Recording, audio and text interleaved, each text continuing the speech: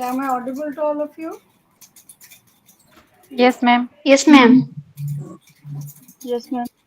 So I'm going to present the screen. Please let me know if it is visible to you all.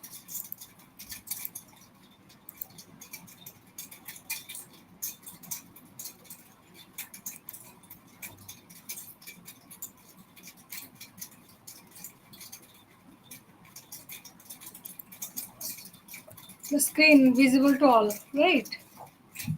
Ma'am. So today we will discuss the second paper, that is regarding the gene mutation, repair, organization as well as expression. Okay. So first of all, let's start with the term mutation. So what can we mean by mutation? So we know that our DNA is made up of a particular sequence of nucleotide bases. So if there is any change, okay, in the nucleotide sequence, we refer it as mutation. So if the mutation will occur in any kind of coding region, so that means it will result in a different type of protein. Okay, so if the mutated protein will means it is coding for some kind of functional phenotype or characteristic or trait, then definitely the trait will be also different. So we call this thing as mutation. As you can observe here, this is the normal gene or the normal DNA sequence. So it is giving rise to a normal gene product that is coding for a normal phenotype. Let's say our hemoglobin. So we have the HBB gene. So the HBB gene is coding for the beta globin, beta chain of the hemoglobin, and then we are having a normal RBC. Now, if due to some reason there is a change in the sequence, so the gene will get mutated. Due to mutation, there will be formation of a different polypeptide chain. Okay, so due to different polypeptide chain, we will have a different phenotype. Like it actually happens in case of sickle cell. So in that case, a simple change that is actually the sixth amino acid, which is the glutamic acid in the normal HBB gene, is getting replaced by a valine amino acid. So with a single amino acid change, the entire shape of the RBC will be changing. So this kind of event, which is actually harmful, is known as mutation. Now, coming to the types of mutation. So, broadly, actually mutations can be defined or can be classified based on many means based on many criteria. But broadly, we can define them as two different types, like the point mutation. Another is chromosomal mutation. So, point mutation means when the mutation is occurring within a gene, or we can say it is actually affecting the base pairs of the gene or the base pairs of the DNA. So, it could be one base pair or multiple base pairs. Now, what is chromosomal mutation? So, we know that the genes are actually linearly arranged on a chromosome. So, if there is any alternation in the multiple genes that occurs within the chromosome sequence, then we will call it as chromosomal mutation. So, point mutation means mutations within the gene, chromosomal mutations, the broad or larger scale mutation that can occur involving multiple genes. So, let's start with the point mutation. So, there are various types of point mutation. The first type is actually called as the base substitution. Okay, so these are the nucleotide base sequences within a DNA. So the first thing is called as the nucleotide the first kind of mutation can be called as a base substitution, where one type of base will be substituted by another type of base. So the entirely the DNA bases are actually divided into two categories. If you might be knowing that A and T, that is the purine, and C and G, that is the pyrimidines. So if you can observe here, there are two different type of mutations in the first two segments. In the first case, there is a adenine in the normal base or in the normal sequence. The adenine is getting replaced by a guanine. So both are purine. Okay, so both are purine double ring structures. So when a purine is replaced by purine and a pyrimidine is replaced by pyrimidine, this kind of mutation is called as a transition mutation. Now coming to the second one, if you see, here it is a C, that is a pyrimidine base, and the C is getting replaced by G, which is a purine base. Okay, so when a pyrimidine is replaced by a purine or a purine is replaced by pyrimidine, this kind of mutation is called as transversion mutation, and both are broadly called as base substitution, because here one nucleotide base is getting substituted by another nucleotide base. Now coming to the types of mutation based on the means how they will be affecting the polypeptide sequence. So we have four different types. One is missense, another is nonsense mutation, and the third type is actually silent mutation. The fourth type is neutral mutation. So missense is what? Now, in such a type of mutation where due to the mutational event or due to the change in the base sequence, a completely different amino acid will be produced. Like if you see here, this particular codon, the triple A is coding for lysine. Okay, but a single replacement when the A is replaced by C. Okay, this is a transversion mutation according to base substitution. So somehow the codon is getting changed from triple A to CAA. So now when the triple A was coding for lysine, the CA will be coding for glutamic acid. So now there is a change in the amino acid due to mutation. So this kind of mutation is called as missense. Okay, that means the sense codon is read wrongly. Mis means something related to wrong. Then in nonsense commutation, what will happen? Now we know among the 64 codons, three codons are nonsense codon or stop codons. So when a sense codon that codes for a amino acid is replaced by or is substituted by a stop codon, we will call it as a nonsense mutation. So here the AAA or this particular A is getting replaced by T. Okay, so T means in the mRNA it will be simply UAA. So UAA is actually a stop codon. So here where there were more amino acid to be synthesized, now the polypeptide synthesis will be stopped. Okay, so here this is actually more dangerous if it will occur early in the polypeptide sequence, because for example, if the length of the polypeptide chain should be 146 amino acid, and if it is occurring at let's say ninth position or something like that, then after 9 amino acid synthesis the polypeptide chain will be blocked. Okay, so this kind of mutation is called as your nonsense mutation. So next we have neutral mutation, as I told you also earlier. So neutral means a different amino acid will be produced because of mutation, but both the amino acid will be more or less similar, okay, or they will have similar properties. Like lysine and arginine, both are basic amino acid and they exhibit almost same property. So although a different amino acid is produced like missense mutation, but the nature of the polypeptide chain will not be that much altered, or it will not change that much. So this kind of mutation is known as your neutral mutation. Means mutation is happening, but the effect of mutation is less. Now, silent mutation, as the name indicates, although mutation will be there, but it cannot be seen. So, due to degeneration of the genetic code, that means the multiple codons that can code for the same amino acids. So here you will have AAA, but the last A is replaced by C. So although it is a transversion mutation, but still there will be no change in the amino acid sequence because of the AAA also codes for lysine.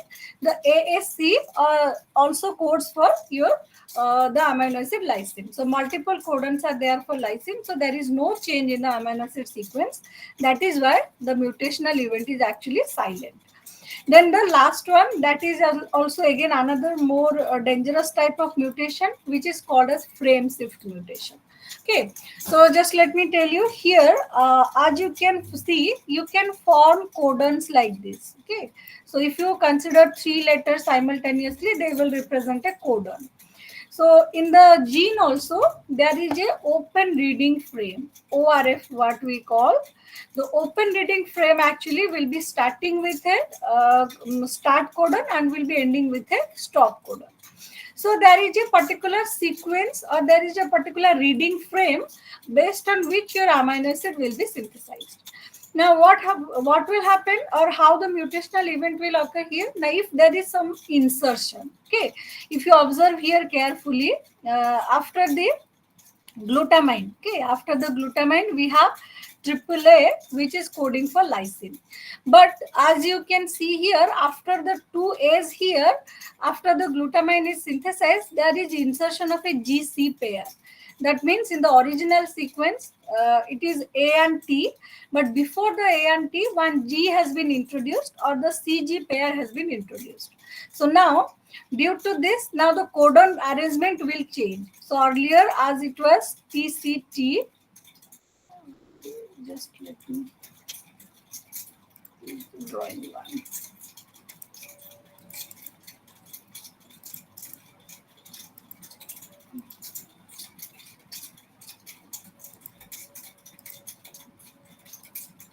Okay, so just let me frame the codons for you. So earlier it was TCT, then CAA, then AAA. But now, due to addition of a new base pair, the codon arrangement will change. So now what will be the codon arrangement? TCT, CAA. So instead of AAA, now there will be GAA. So this is a new codon. So the new codon is coding for glutamic acid instead of lysine. So following this, every arrangement will now change. So then after the AAA, it was TTT, then ACG like this, but now it will change. So after GA, it will be ATT, then TAC, and so on. So following the point of mutation, the entire amino acid sequence will change. So these kind of mutations are called as frame shift mutation, because they are actually shifting the reading frame or changing or altering the reading frame. Okay. So any doubt so far in the point mutations? So broadly, we have 7 different types of mutations. So first we will start with the base substitution. Again, base substitution is 2 types, transition and transversion. So transition, when the purine base is replaced by purine and pyrimidine base is replaced by pyrimidine. Then we have the missense mutation, where actually a wrong amino acid will be synthesized due to base substitution. Then we have nonsense, where a sense codon will change into a stop codon. Then we have neutral. Here all the mutation will be there, but due to similar kind of, or the same type of amino acid, there will be no change in the polypeptide chain or no change in the property of the protein. Then silent mutation, due to degeneracy of the genetic code, exactly the same amino acid will be synthesized even after mutation. And finally, the frame shift mutation, where the addition, that it is actually kind of insertion and deletion mutation. So if there will be insertion of a new base pair or deletion of an existing base pair will occur, this will lead to change in the or shifting of the reading frame, altering the entire sequence of amino acid following the point of mutation. So these were all regarding the point mutation. Now coming to chromosomal mutations. So chromosomal mutations are broadly classified into 4 types: your deletion, duplication, transversion, and translocation. So deletion, as the name indicates, a portion or a segment of the chromosome will be simply deleted like this, as you can see in the figure. So this chromosome is having the segments A, B, C, D, E, F, G, and H, but this portion D is deleted due to a mutational event. So this is called as a chromosomal deletion. Then in duplication, again, similarly as the name indicates, a segment of the chromosome is duplicated, or it is present more than once, or it is present multiple times like this. Okay. So the B and C segment that is present in the normal chromosome is present 2 times here. And here also the B and C has been duplicated, but the location or the position has been in a reverse manner. Okay. So here the sequence has been maintained as the same, but here the duplicated segment has been put in a reverse location. Okay. Then this is the terminal tandem, because the duplicated মাতি নিয়ে ন সাঙ্গে নেই যাবে हमर Okay, बिरादरी है can बोली कि ना someone हमार unmute? बिरादरी है अभी वो। वो ज्वाइनिंग करेंगी। करेंगी हम जाने करेंगी हम वही आइडेंटिटी ना होते मोरे तो Okay, तारीफ yes Sai Baba. Urvashi, can you ये hear साईं me? बाबा ओ नो मैम। मैम कुछ पैसे जोड़ो हो गए not Thank disturb you. The Mute.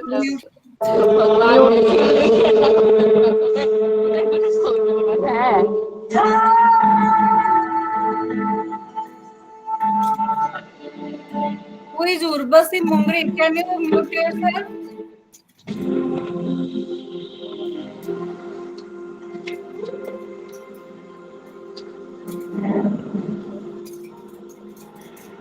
It's very disturbing actually. पूरी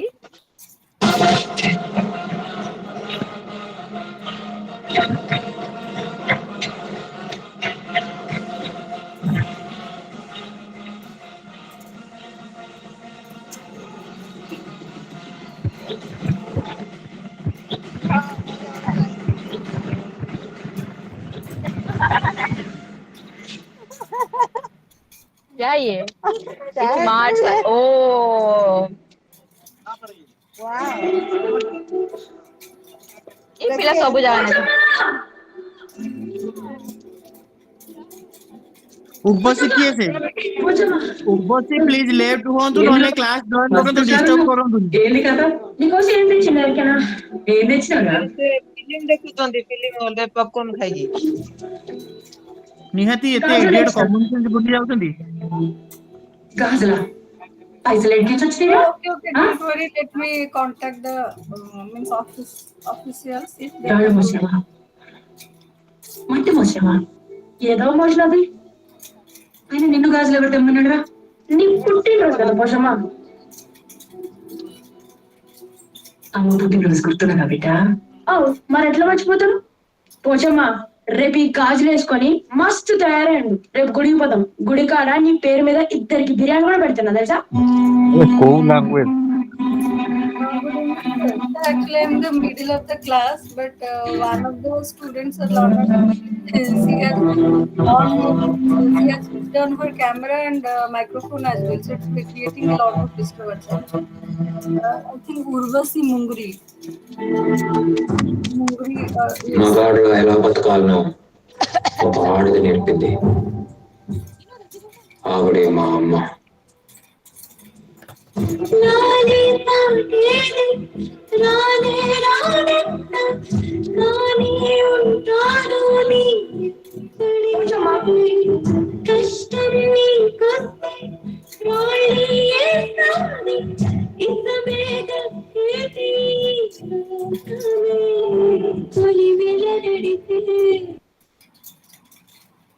Okay, I think she's gone now, so we can continue.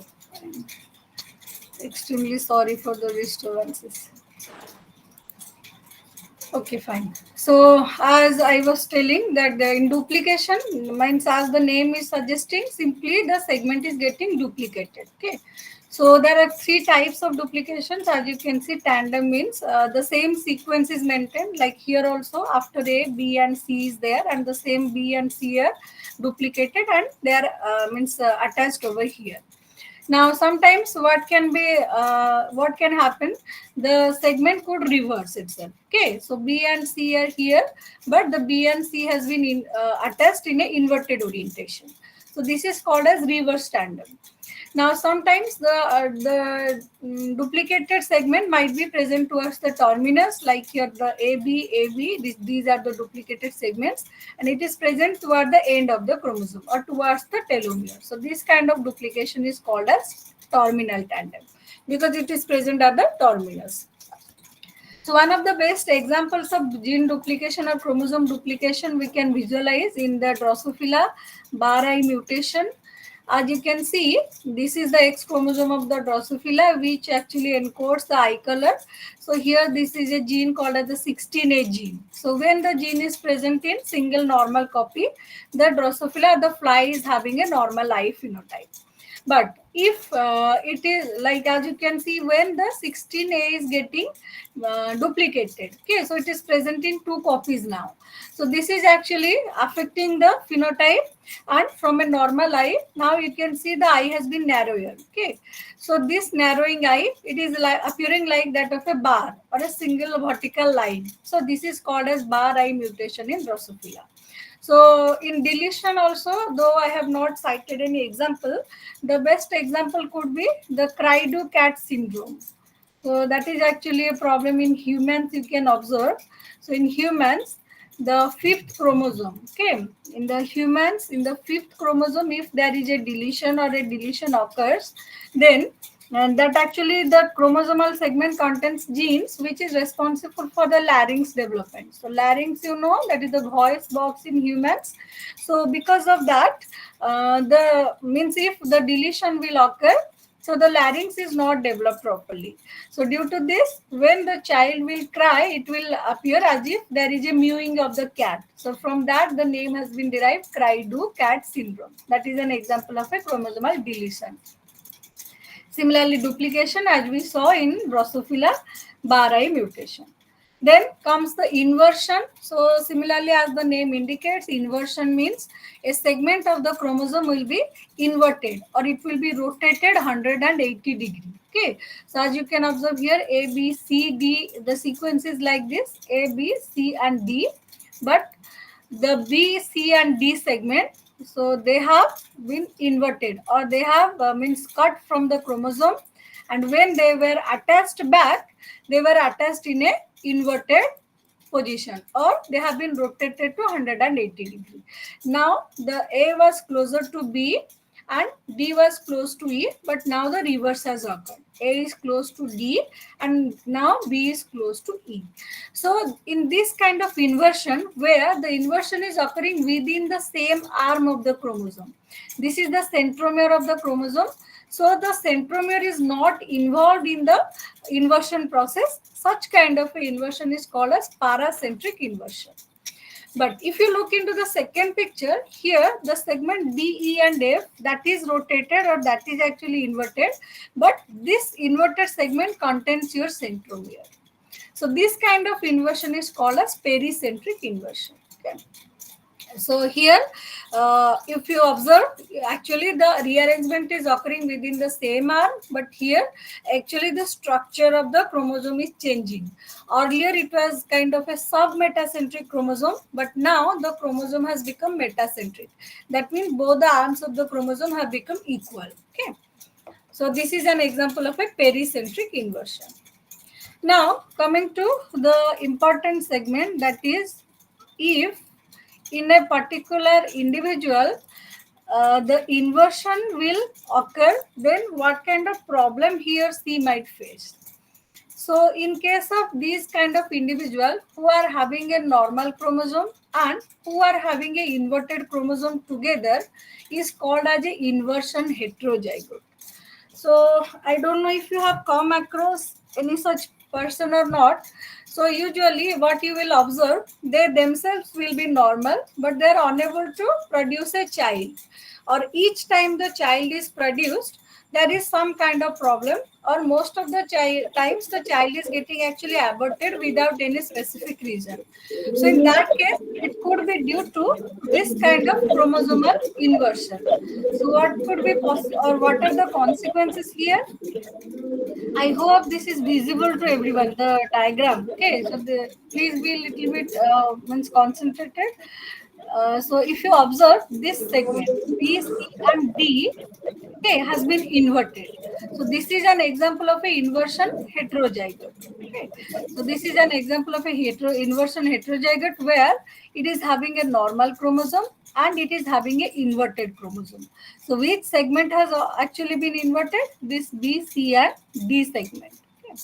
So now see, the D is closer to A and B is closer to E.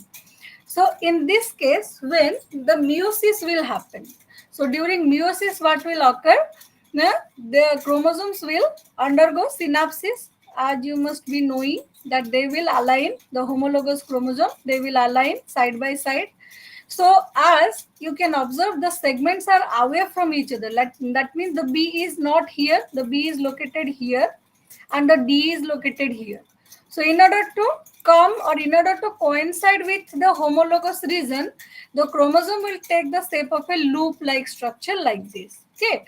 So what will happen? Now if the crossover will occur, then as you need to concentrate here, a crossover is happening between the chromatid number 2 and chromatid number 4.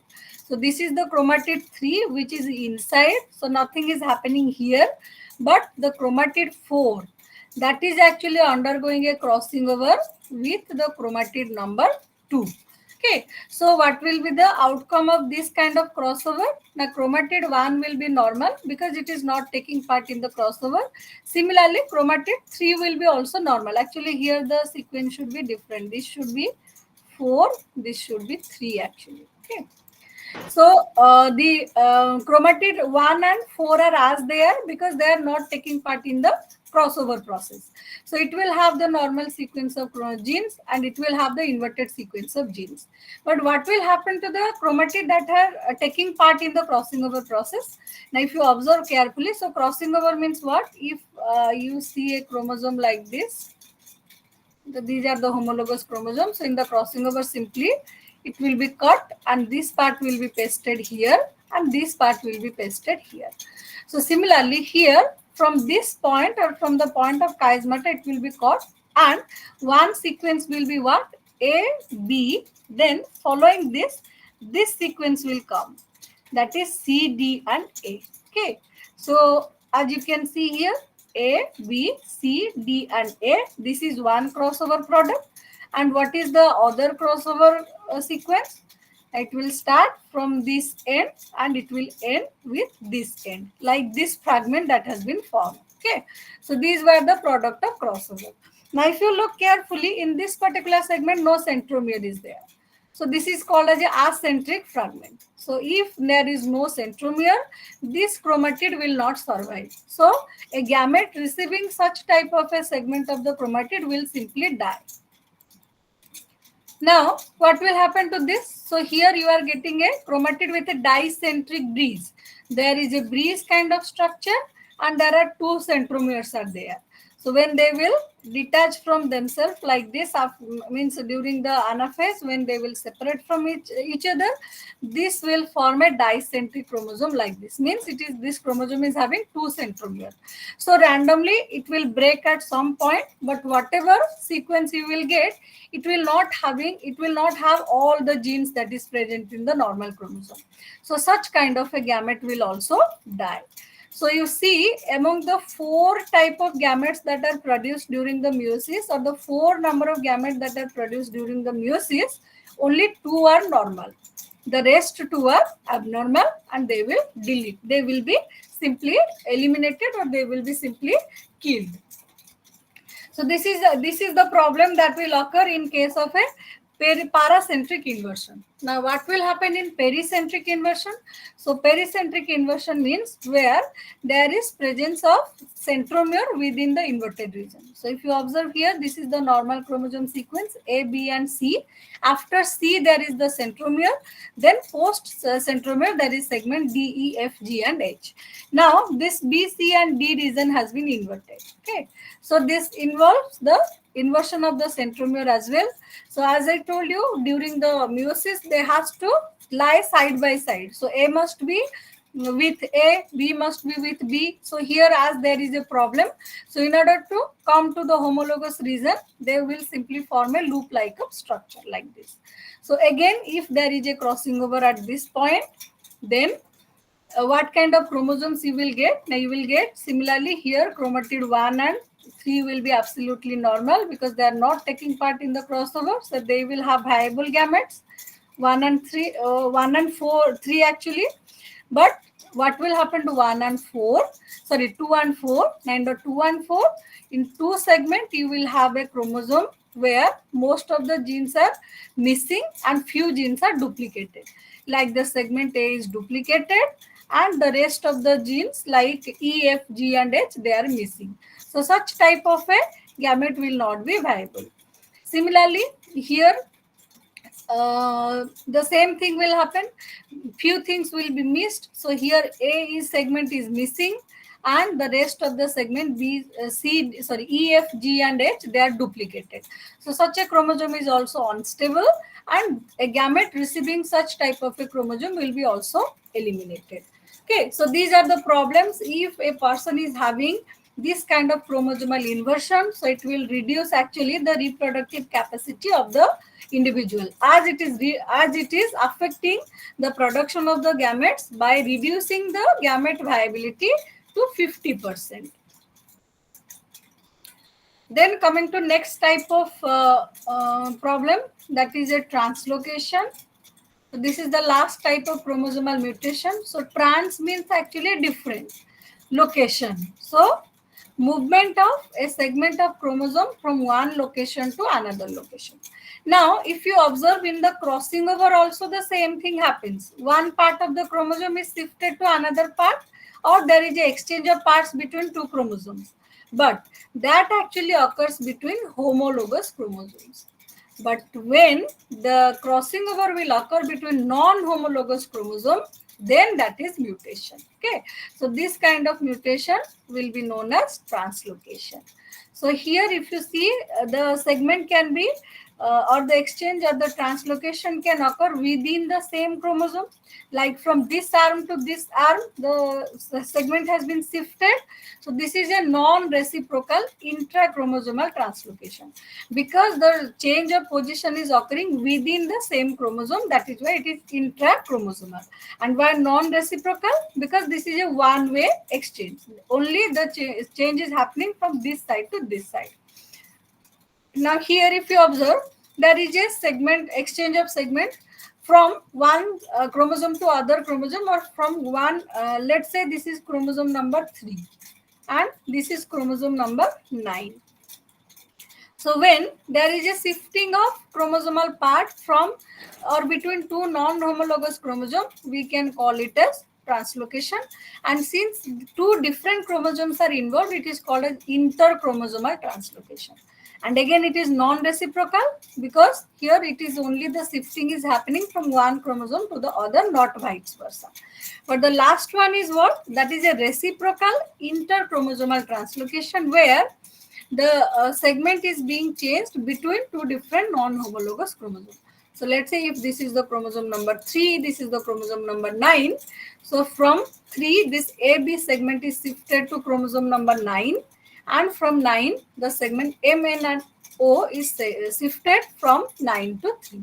So this kind of mutational event is called as translocation. Okay, and since it is a two-way exchange, it is called a reciprocal translocation. Now again, coming to the problems that can occur during the meiosis. So if one individual is actually having a normal chromosome and a mutated chromosome, let's say this is chromosome number 3, this is chromosome number 9. Okay. Yes, is there any question from anyone or any doubts? Ma'am, is this mutations only take place in sex chromosomes, or it may take place in No, no, no. It autosomes? can occur to any chromosome. It can occur to any chromosome. It need not have to be in the sex chromosome only. It If mostly it will happens occur in in autosomes. autosomes, Yes, it can occur in if it autosomes. will happen in autosomes, then what problems may arise? No, whatever type of chromosomes it will happen, arise. Sorry, in whatever type of chromosome it will happen, definitely problem will be there. No, see, this is a segment of or sequence of genes in the normal chromosome. So they have a fixed kind of expression pattern. But if there is a exchange of parts, see, actually I don't know if the means if the examples are included here or not. No, so this can actually one problem could be like the development of a cancer. Okay, so there are two different cancers, like your Burkitt lymphoma is there due to translocation between chromosome number 8 and 11, and certain other type of leukemia also can occur due to translocation. So now what kind of problem will happen, let me explain you. See here, if you observe A, B, C, D, E and F are there. Okay, so they have a kind of expression pattern, means these genes will be producing a certain type of protein. So that is normal functioning. Now, if you observe, due to translocation, what is happening, this J, which was earlier in the 9th chromosome, has come close to the C gene of the 3rd chromosome, right? So now, if it is supposed to be something that is promoting the activity of a gene, or that is actually increasing the transcription activity of a gene. So now, in the normal condition, maybe the C was encoding for a, or the C actually stands for a proto-oncogene. So proto-oncogene means that can cause a cancer. But in the normal condition, this is actually switched off. That means this proto-oncogene is not transcribed. But as you can see, the J, when it has come closer to the C, it may act as an enhancer. That means it will increase the expression of the C. So now the proto-oncogene will be expressed in the cell, and it will lead the cell towards cancer. So this can lead to change in the expression pattern of the gene. Okay, so that is one kind of problem. And as you saw here, as I explained here, so this is another major problem that will happen. Means if if an individual is having this kind of inverted chromosomes, and they are during the meiosis that is happening in the germ cells, or during the synthesis of the spermatozoa and ovum, as you can observe, among the 4 spermatozoa that is produced, two will not survive because they are having this kind of problematic chromosome. So the reproductive capacity of the individual is definitely being compromised, as the gamete production will drastically reduce to 50%. Okay, I hope I made it clear. So these are the problems that might occur. Okay, so it's not necessarily that it will occur in the sex chromosome. It may occur in any kind of chromosome, autosome, sex chromosome, but wherever the translocation will occur, or wherever the inversion will occur, it will lead to problematic conditions. Either it will alter the expression pattern of the genes, or it might affect the gamete production, or it might decrease the survivability or the viability of the gamete. So if you remember, in the spermatogenesis, there are 4 gametes or 4 spermatozoa are produced at the end of the process, right? From one germinal mother cell, 4 spermatozoa are produced. But if you observe here, the meiotic, after the meiosis is happening, 2 of the spermatozoa will die because they are inviable. They are having defective kind of chromosome. Hello, Only ma'am. 2 will survive. So these are the problem that will happen. Now coming to the transportation. Hello, ma'am. Transportation. I have a Yes, question. yes. Yes, Ma'am, I yes. have a You question. can ask. Ma'am, leukemia is only caused by only due to translocation gene or No, any no, other. it is no. It is not necessary that it will be caused only because of that. Whenever I think you might have studied that cell cycle, right? Yes, ma'am. So in the cell cycle, as you observe, there is a regulatory way of division of the cells. So if Yes. any violation will occur to that cell cycle, the cells will be they will be growing uncontrollably, leading to tumor, which may ultimately result in cancer. So this is also one of the reasons why the cells will undergo division. Okay. So one possible cause is the translocation. One is leukemia, the another is Burkitt lymphoma. The lymphoma will also be caused because of the translocation between the genes 8 and 11. Okay. Do sickle cell anemia and leukemia are related? Somehow, like the gene used to be translocated by one from hereditary to hereditary. Does it anyway link to each other? No. See, the translocation can happen within the lifetime of an organism. Okay, but sometimes, as you observe, these translocated genes are actually can be inherited from the offspring to offspring. So if this problematic condition is inherited to the offspring, then definitely the same problem will happen in the offspring as well. But usually in the as you observe here, the means the offspring or the gamete that is having this problematic chromosomes, usually they are not viable, but means they will not survive. If they survive, the problem will be inherited from the parent to the offspring. Okay, anything else? No, ma'am. Okay. Fine. So did you get your answer? Actually, I think I missed some parts of your question. So I hope you got your answer, or you can write it down also. I will read and answer you later. Okay.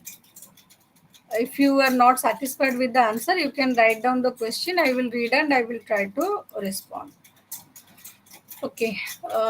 Let me tell you. So here, as I was explaining, so if there is an translocation heterozygote, so in that case also what you can observe, one will be the normal chromosome, the other one will be the translocated chromosome. So during the meiosis, the chromosomal arrangement will be like this. This is called as a crossover actually, because it is looking like a cross. So here, the depending upon how the chromosomes are segregating to opposite poles, you can have different combination of gametes. So one could be like this, which is called as the alternate segregation. So in alternate segregation, these two chromosomes will move to one pole and these two chromosomes will move to the other pole. So here the consequence is what? Now 50% of the chromosomes will be absolutely having the normal sequence of gene.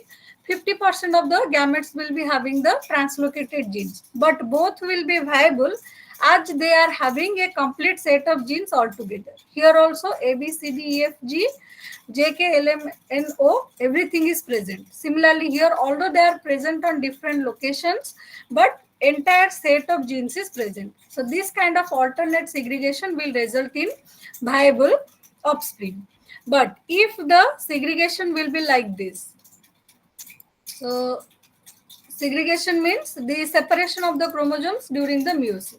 So it could be like this, horizontally like this, or it could be vertically like this. So if there is this horizontal segregation, then again you can observe there are certain segments that are duplicated and few segments that are deleted. So such type of a gamete will not be viable, like you can observe here. Okay, so this is called adjacent one. And again in the vertical also, if there will be segregation like this, in this way, so N1 T1 will move to one pole, N2 T2 will move to other pole. Again you can see in the N1 T1 also few of the genes are missing, few of the genes are duplicated. Same is happening here. So in both the cases or in both the type of segregation, the gametes will be inviable. Okay. So again, like the inversion, the problem will occur during the meiosis if an individual is heterozygote for the translocation. Next, coming to the type of mutation that is called as your forward mutation, then reverse mutation. Okay.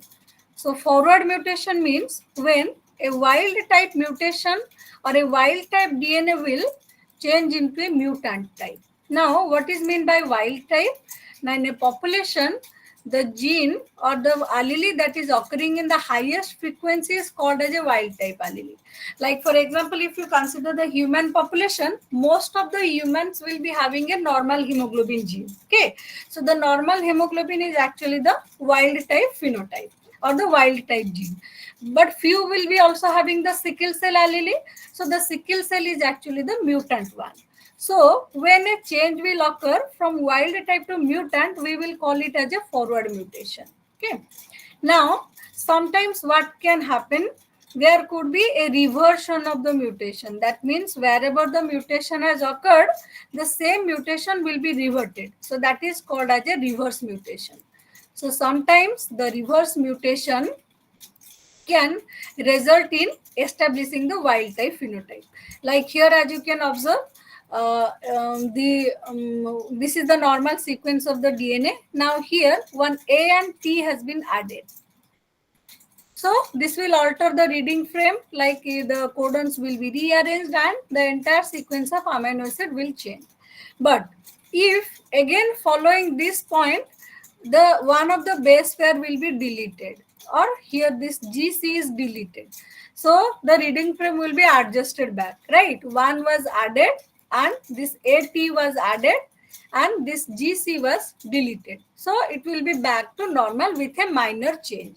or if fortunately the codon will be similar, then you can have exactly the same set of amino acids. Earlier also it will be arginine, later also it will be arginine. So this kind of mutation is called as a reversion or reverse mutation.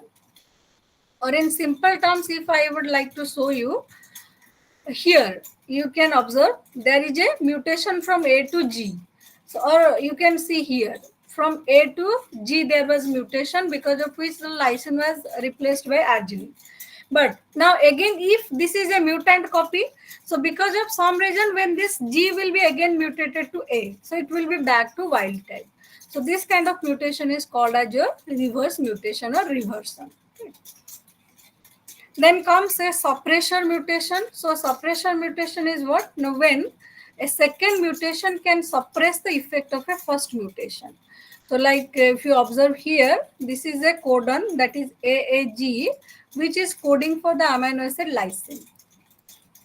So for each mRNA codon, there is a tRNA charged with the same anticodon. Okay, so this codon AAG is actually coding for lysine. The tRNA will be actually charged with a amino acid lysine, where the anticodon is UUC. So now if there is a mutation from A to U, okay, so this is actually a nonsense mutation, because UAG is actually a stop codon. So if there is a mutation here, but a second mutation is also occurring at the tRNA. So where the AUC is supposed this AUC is actually codes for tyrosine. It actually does not code for anything. Okay, this anticodon does not exist. But because of a mutation, now this AUC is by chance is charged with a amino acid tyrosine. So where a UAG is supposed to stop the polypeptide synthesis, but a second mutation in the tRNA, which is mistakenly takes up a tyrosine residue, will help in continuing the polypeptide chain. So here, although mutation has occurred, the second mutation in the tRNA has actually suppressed or repressed the effect of the first mutation. So this kind of mutation is called as a suppressor mutation. Okay. Then coming to the different type of induced mutation. So mutation can again be broadly classified into two types based on whether they are occurring on their own, or whether they are occurring or the frequency is increasing because of the presence of other bases, like you can see here. So this is called induced mutation. So when the mutation is occurring on its own, this kind of mutation is called as spontaneous mutation. But when the mutation is occurring or the frequency or the rate of mutation is increasing because of presence of other substances called as mutagens, we can call it as a induced mutation. Okay, so these are the changes that can occur due to this can result in spontaneous mutation. How? Now if you observe here, we have the normal base pairing in DNA, that is A and T, then G and C. But the A can exist in two different forms. One is the rare form and the another is the common form. So in the rare form, the A can also combine with or can pair with a C. So when there will be A and C pairing like this, the A is shifting from normal to, common to the rare form. In rare form, instead of pairing with a T, the A can mispair with a C, cytosine. But when the next round of replication will occur, since this is a normal C, this will try to pair with that of a G. So in the original template or in the original DNA sequence where there is supposed to be A and T, this will be actually replaced by a G and C. So this is actually nothing but a transition mutation. So this kind of mutation occur when the DNA replication is occurring, but these are called as spontaneous mutation and they are usually repaired. Like you can observe here, this is the sequence of the parental DNA. So when replication is happening, so in the third base, just concentrate on the third base. So the third is actually G and C pair. Okay, but if the normally the G should pair with C, but sometimes in the rare form, the G can pair with the T also. Okay, so as you observe here, the G and G has mispaired with that of a T. And if this is not rectified, then in the subsequent replications, what will happen? As a normal T has come into the place, the T will try to, it will try to pair with that of a adenine. Then the G may go back to the normal form and again pair with G and C. But whatever copy is retained here, if it keeps on multiplying, then you will have multiple copies of this mutant. Okay, so this is actually usually repaired by the DNA polymerase. But if it does not repair and it stays like this, it will keep on creating the mutant copies. And if this is supposed to be a within a means important gene segment, then this may result in some kind of mutant phenotype. So sometimes another problem can occur due to looping up of the DNA segment. As you can observe here, there are 4 A's. Okay, here 1, 2, 3, 4. Actually, 5 A's are here in the primary sequence or in the parental sequence. But during replication, what is happening? One of the A's is forming loop like this. So if one of the A will be looped like this, so when the DNA polymerase is adding the complementary base pairs, it will miss this A. So instead of 5 T's, there will be only 4 T's will be added. So this will lead to a deletion mutation. Okay.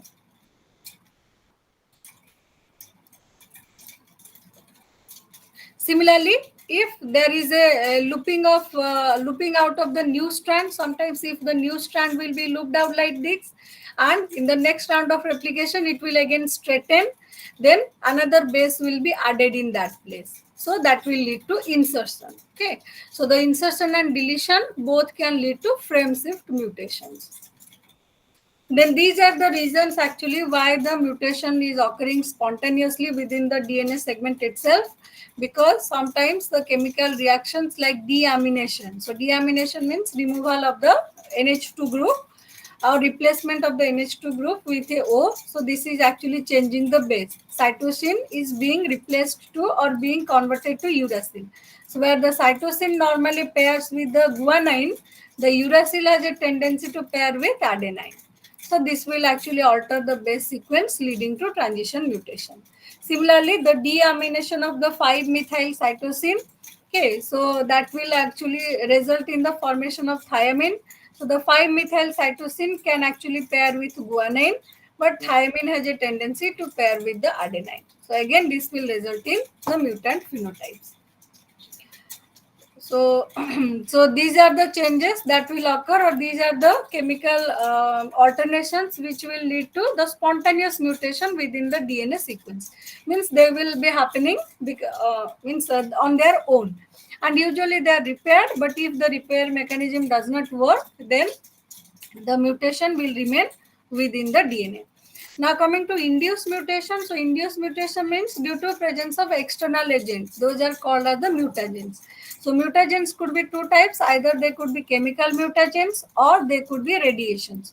So radiations like your UV radiation. Okay, as you can observe here, if the DNA is, or if any DNA sequence is exposed to UV radiation, then due to this radiation, there will be, or the photo effect of this radiation, there will be formation of pyrimidine dimers like this. So if there are 2 thymines or 2 cytosines that are close to the DNA sequence next to each other, there will be formation of extra bonds like this. So this will create loop like a problem like this, okay, during the DNA replication, and will result in mutation. Now, the chemical mutagens are actually called as different types of chemical mutagens are there. They are called as base analogs. Some are called as base modifying agents. So, one example of base analog is 5-bromouracil. So, 5-bromouracil is actually, it is the it is actually the base analog of thiamine. Okay. So the 5-bromouracil, as you can observe here, the A and T, it is the normal base sequence. So instead of thiamine, sometimes the adenine can pair with a 5-bromouracil. Now, the 5-bromouracil can change from normal to the rare state where it will behave like the cytosine. So, when it will behave like cytosine, instead of pairing with adenine, it will pair with a guanine. So, if you observe carefully, earlier when the sequence was T and A, after multiple rounds of replication, it will be replaced by C and G. So the T or the pyrimidine is replaced by another pyrimidine C, and the purine A is replaced by another purine G. So these are the mutagenic effect of the base analog. So base analog means the other chemical structures which are similar to the DNA bases. So one is 5-bromouracil, which is similar to thiamine, and the other one is 2-aminopurine, which is actually similar to your adenine. Okay. So similarly, when in the DNA sequence T and A is there, so instead of adenine, the T can wrongly pair with 2-aminopurine. Again, the 2-aminopurine can change is the form, and it can mispair with a cytosine. Okay, so either it will behave as adenine, or sometimes it will also behave as guanine. So this kind of form change can lead to mutational event during the replication. And these are the examples of the base modifying agents like your nitrous acid. Okay, so they will also affect the DNA. They will actually induce the mutations. Like if you see, these are the bases, the nitrous acid. They are actually being added over here, and due to this, the cytosine will have a tendency to pair with adenine instead of guanine. Okay, but here fortunately the whatever change is happening to the guanine, it is getting converted into xanthine. The guanine also pairs with your cytosine, and xanthine can also pair with cytosine. So you will not observe any kind of mutagenic effect because of the nitrous acid on guanine.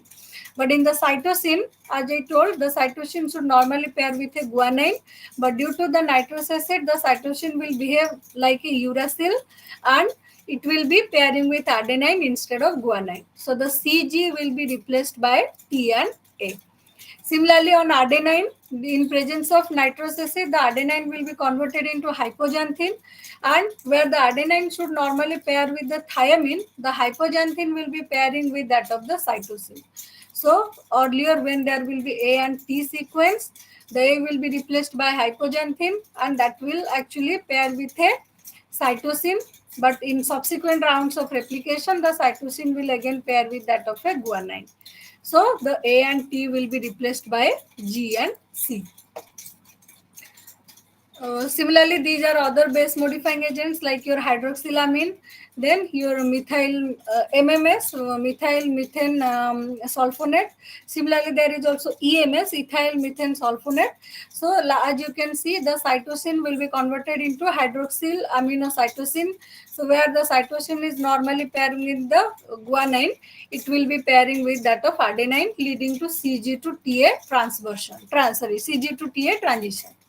Now in guanine, in MMS, what is happening? This O, oxygen, is actually added with a methyl group. CH3 is being added over here, due to which this can no longer take part in the bond formation.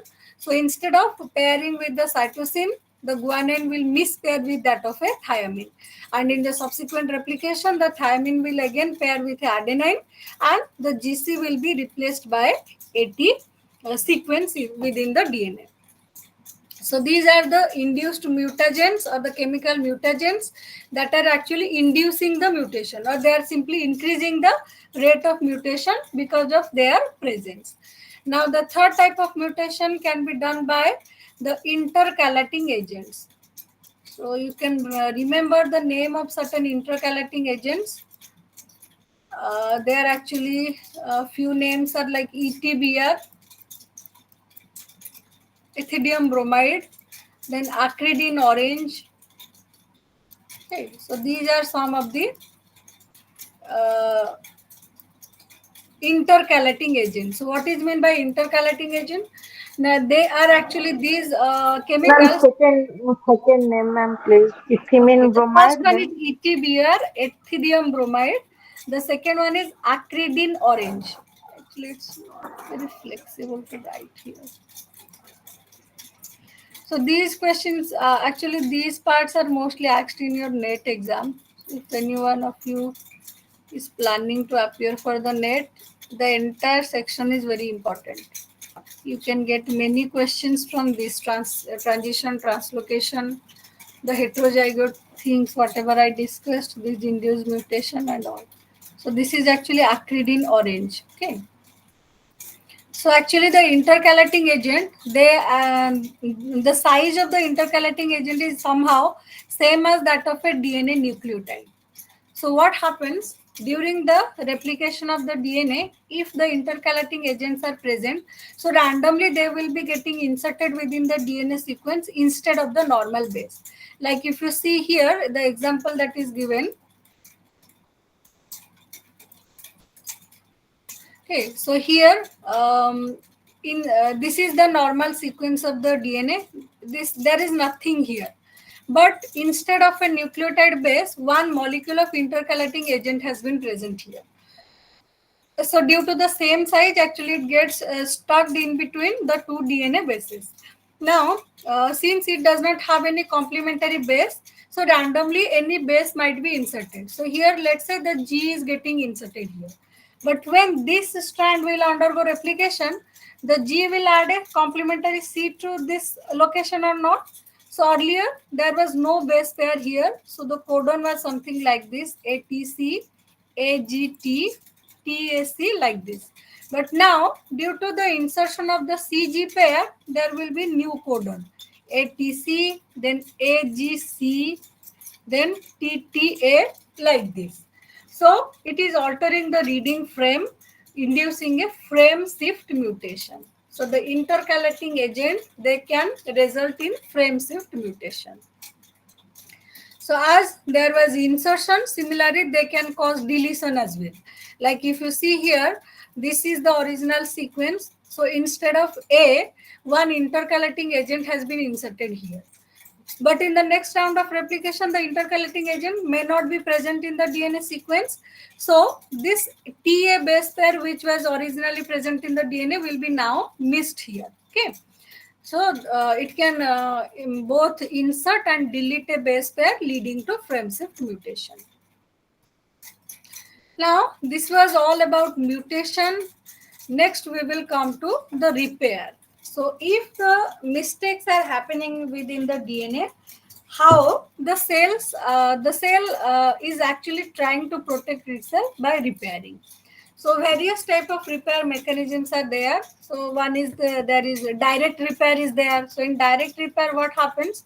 Like here, as we discussed, the bond is formed between these two things, these two pyrimidine bases. Simply in the direct repair system, the cell will be containing an enzyme called photolyase, which can break down this bond. So if the bond is broken, it will be back to normal.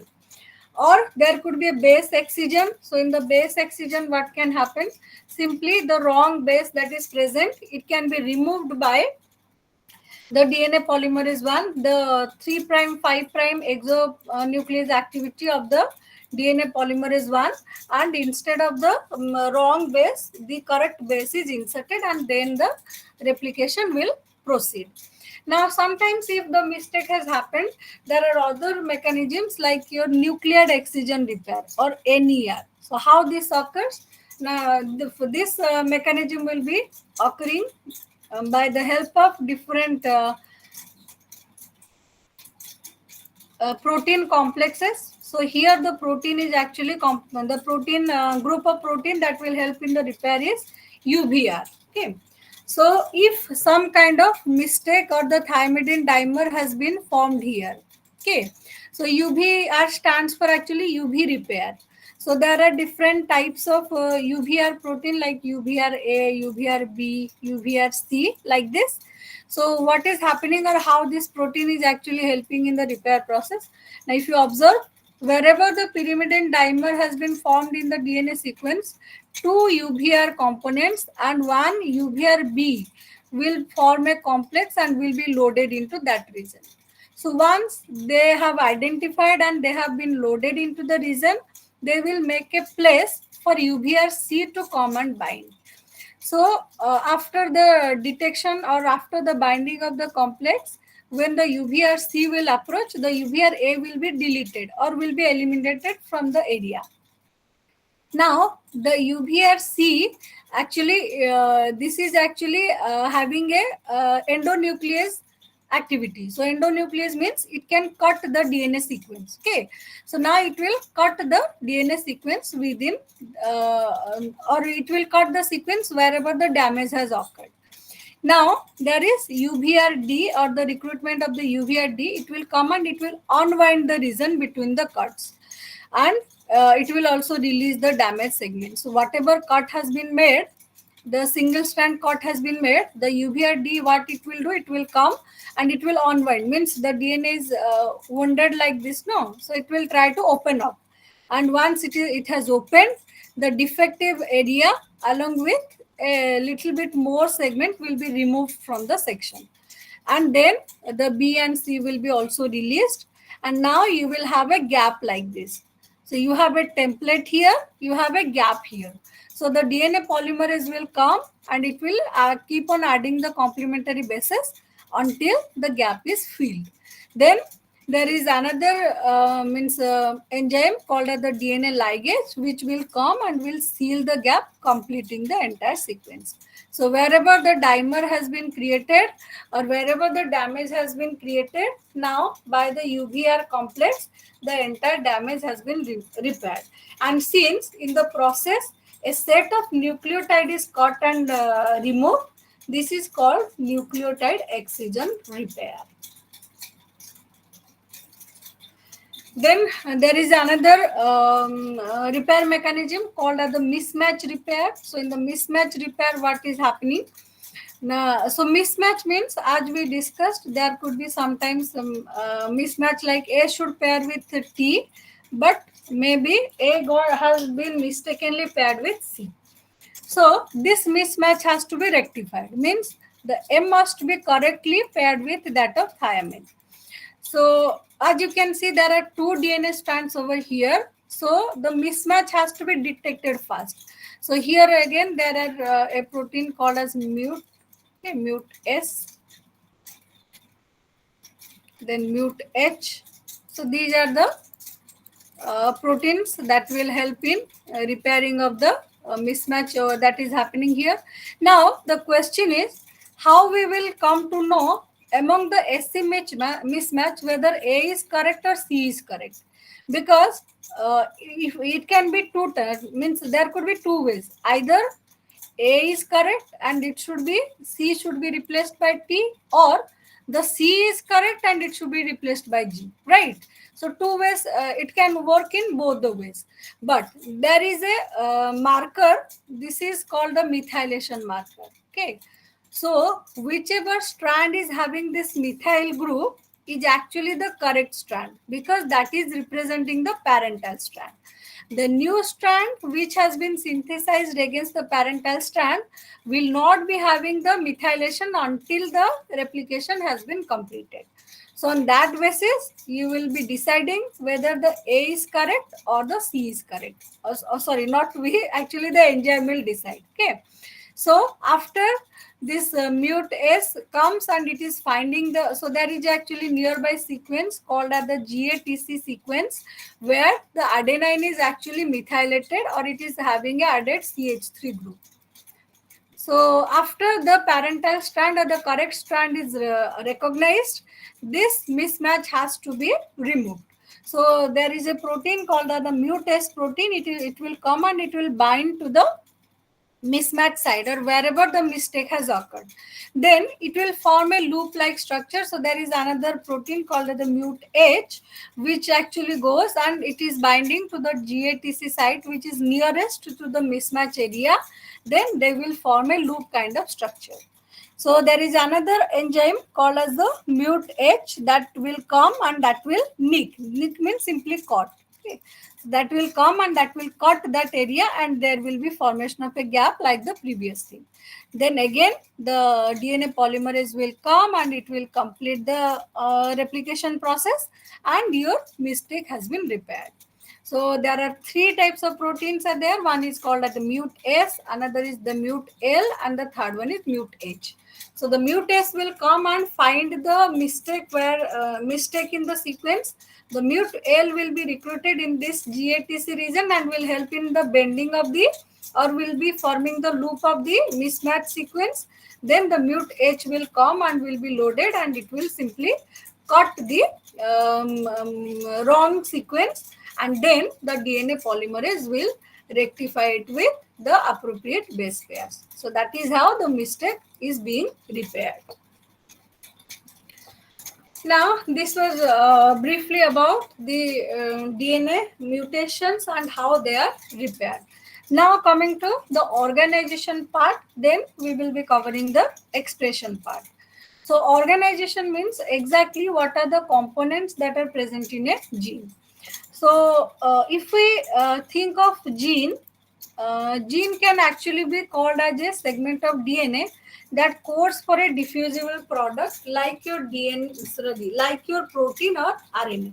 So any segment of DNA that can code for a polypeptide chain will be actually regarded as a gene. So in actually in eukaryote and prokaryote, they are quite different from each other. In in prokaryote, as you can observe here, a cluster of genes will be present together. So this is called as a operon. Okay, so a series of genes involved in a particular metabolic pathway can be arranged together as a group in a linear order, which functions as a single unit from a single promoter. So this arrangement of genes is called as a operon. But in case of eukaryotes, it is something different. So in eukaryote, the promoter for each gene will be different, and even if the genes that are part of the same metabolic pathway or the polypeptide chain that will be present together or will be working together might be located on different chromosomes. For example, in hemoglobin, we have two beta chains and we have two alpha chains. The beta globin gene is located on chromosome number 16 and the alpha chain is located on chromosome number 11. Okay, so means they can be located on two different chromosomes, but after they are synthesized, they will come together and they will form the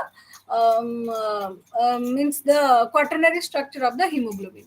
But in contrasting to that, in prokaryote, what happens? The multiple genes are present or they are clustered together, forming a structure called as the operon. So operons actually, they are also called polycistronic. So polycistronic means since there are multiple genes, each gene will be actually forming a mRNA. So as there are multiple mRNAs will be produced, this is called as a polycistronic. But in case of eukaryote, only one mRNA will be synthesized, so that is actually monocistronic.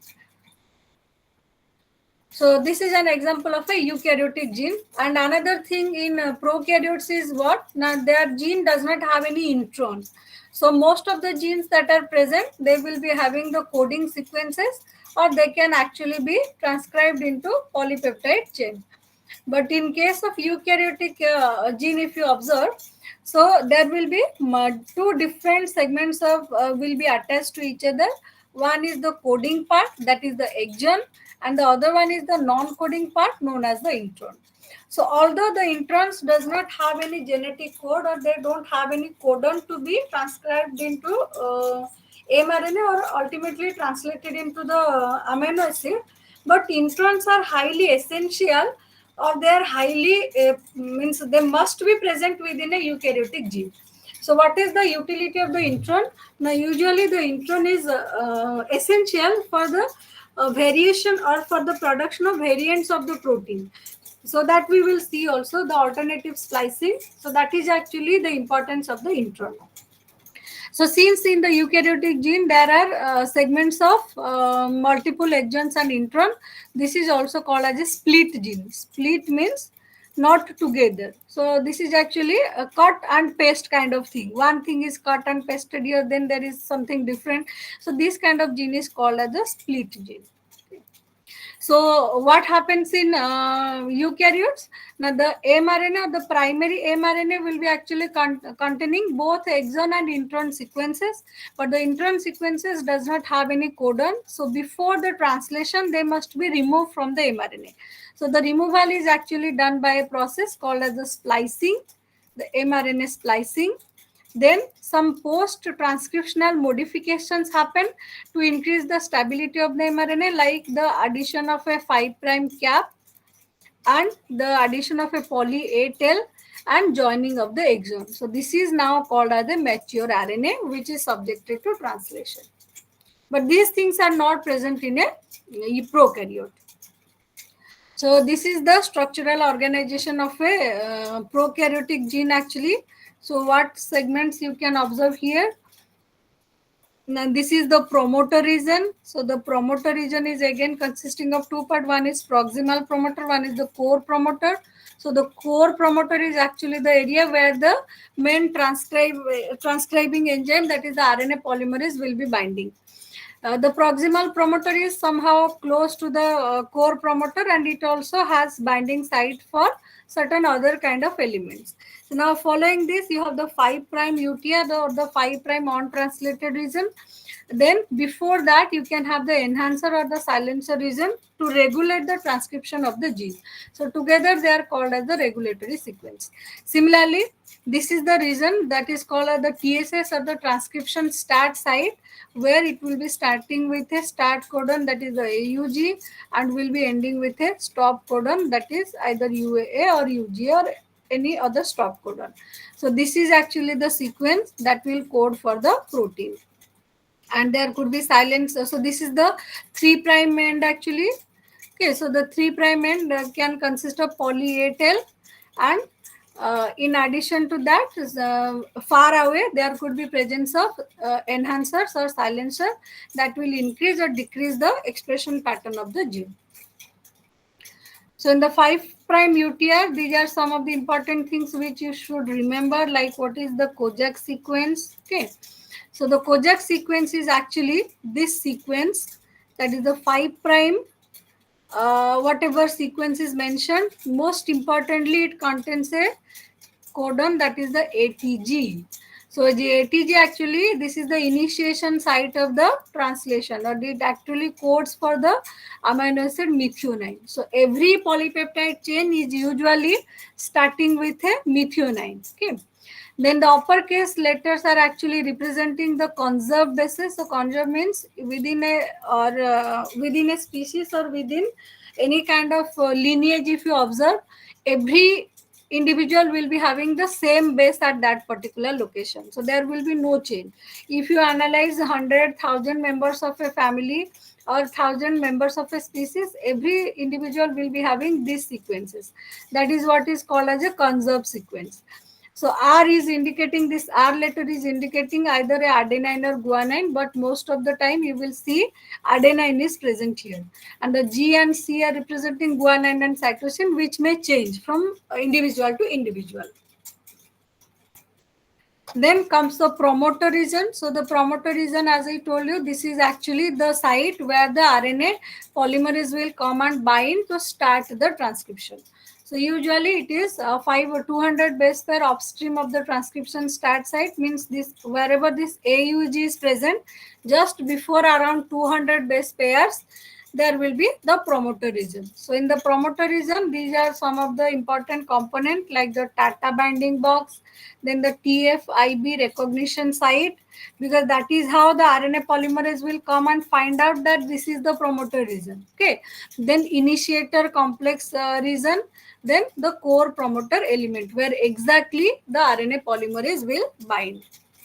So we will come to this diagram. Okay, so this is where actually the binding and all is happening.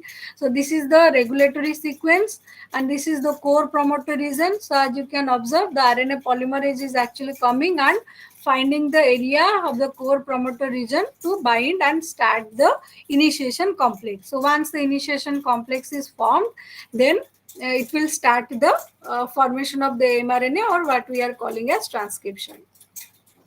Then certain other factors are essential for the initiation of the transcription, popularly known as the TFs. So there could be two different categories of TF. One is the general or the basal transcription factor. That means they are essentially present in each and every cell. Then there could be specific transcription factor which are essential in certain, or that are means present in some specific or special type of genes. So there are 6 type of general transcription factors.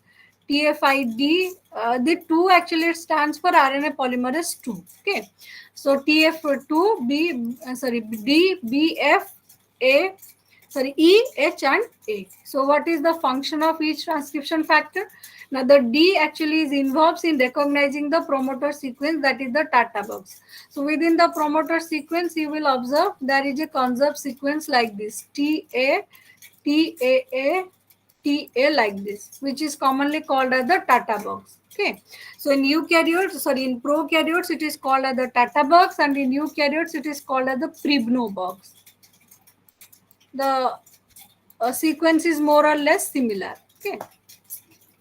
So what is the function of the transcription factor D? Now it will go and find the Tata box on the promoter sequence.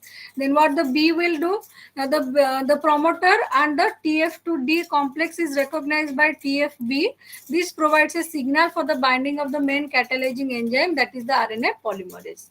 So what the F will do? Now this transcription factor is bound to the RNA polymerase. The TF2F thus participate in the process by recruiting the RNA polymerase to the correct location. So after the D is found, the D finds and binds to the Tata box, it will be recognized by B, and then the F will bring the RNA polymerase to the correct site, that is wherever this B is bound. Then there is TF2E and H. So the binding of these transcription factor marks the end of the formation of the pre-initiation complex, and binding of these transcription factor increases the efficiency of the formation of the pre-initiation complex. Then there is TF2A that promotes the binding of TFD to the Tata box. So every transcription factor has certain role in recruiting the RNA polymerase 2 or in loading the RNA polymerase 2 to the site from where the transcription will start. So there are certain characteristics of the general and the specific transcription factors. You can go through that.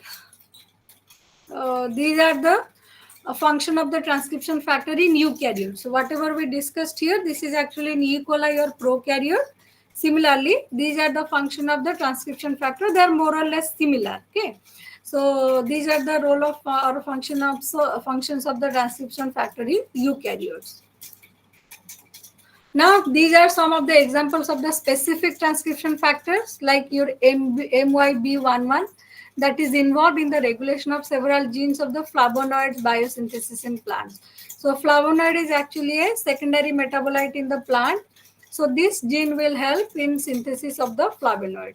Now HYF, this is actually, HY5, this is actually a transcription factor, the light induced gene in plant. So like how the plant will be responding to the red light or to the far red light. So that regulation is actually done by the specific transcription factor, that is HY5. Then there is SOX-X2. This is actually a transcription factor mostly found in the stem cells. So stem cells means the cells which are not yet which have not been yet differentiated into any specific kind of cell. So SOX2 helps in maintaining the pluripotency of the stem cells. Then P53, I guess you might have heard this one in cell cycle. So if in normal condition, the P53 is not required, but if any damage is occurring to the DNA, the P53 will be transcribed and it will try to rectify the damage. But if the P53 is mutated, then the DNA damage will not be repaired and it will lead to abnormal cell cycle or cell growth, ultimately leading to cell death.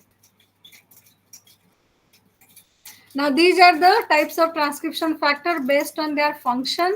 Then structurally also they can be differentiated into 4 different categories. One is zinc finger loop protein loop. So this is the zinc finger protein loop that is actually binding to the DNA. So this is actually the transcription factor. Okay. So based on structure, this is actually the zinc ion. One zinc ion is attached here. This red one is the zinc ion. So as it is looking like a finger kind of thing, this is called as a zinc finger protein loop. Then there could be basic helix, loop helix. So this is a helix, helical structure. You might have heard the alpha helix and beta sheet kind of thing. So this is a helical structure. In between there is a loop, then again another helix. So this is the shape of a helix, loop helix structure. Similarly, there could be basic zipper. Zipper means like chain kind of thing. Okay. So as you can hear, this is a leucine rich side chain. So they are interacting among themselves, and this is the structure is seems like that of a kind of chain kind of thing. So that is a basic zipper. Then helix, torn helix, between two helix there is a beta torn is present. So this is shape of another transcription factor. So whatever transcription factors we discussed, they could be either of these shapes. So that is how they will come and bind and will interact with the DNA sequence and will carry out their functions. Then coming to the enhancers and silencers. So enhancers means something that will enhance, that will increase the expression of the gene. So now let me just tell you what we mean by gene expression. So this is the DNA or the gene. The gene will form the copies of mRNA by a process called as the transcription. Then the mRNA will be converted to amino acid or sequence of amino acid or to the polypeptide chain by the process called as translation. Okay. So what is enhanced means if from the gene, let's say 100 copies of the mRNA are produced normally. But if a enhancer will be present, the copy number can increase from 100 to let's say 500 or 1000. So that is what is the function of the enhancer. Similarly, silencer, as the name is indicating, it will not allow the transcription of the gene from DNA to mRNA. So these are the different locations of the enhancers that can be present. So if you recall whatever I discussed during the translocation, right?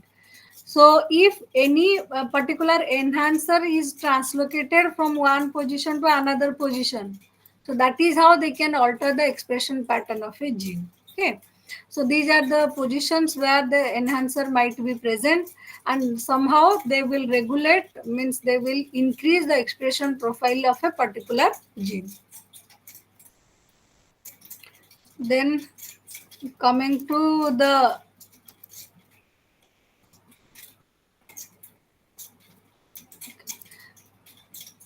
sorry, exactly how the enhancer actually works. I don't know why it is staying. So either the enhancer can work by tracking down a promoter region, like it will come wherever the promoter sequence is present, or it might help in relocation of the promoter from one segment to another segment, or it might form a link with that of the promoter sequence, or it can form a loop like a structure to come near the promoter to enhance the gene function. Then coming to the coding and non-coding genes. So coding genes or the coding RNA, actually it accounts for only 4% of the entire gene. So that means the coding RNA is consisting of only 4% of the mRNA which is translated to protein. The rest of the 96% of the RNAs are actually non-coding, means they will not be translated into any kind of protein.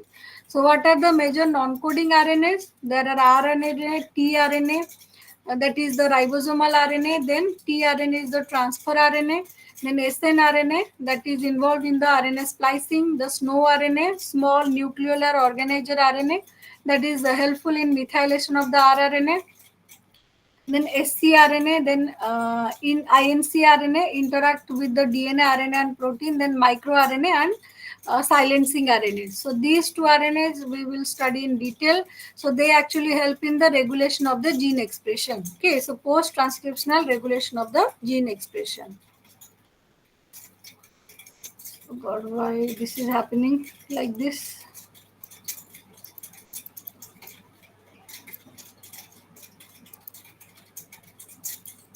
How to erase this one?